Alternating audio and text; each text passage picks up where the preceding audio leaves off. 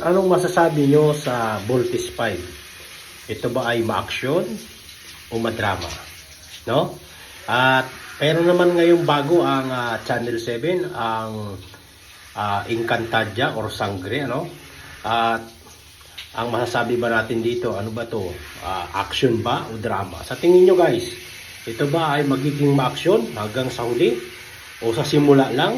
Ano?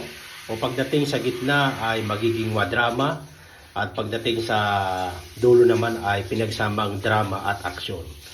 Ano kaya? Ano? Kaya abangan natin itong Sangre, ano?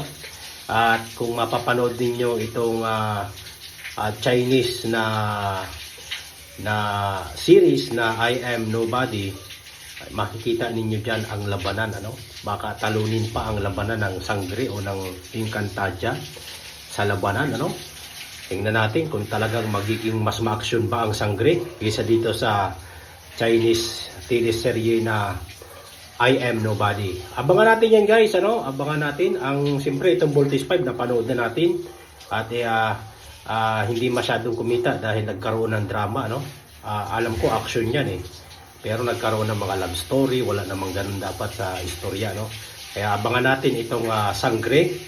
At i-differentiate natin yan o ihahambing natin yan sa Chinese teleserye na I Am Nobody. Yun, abangan natin guys.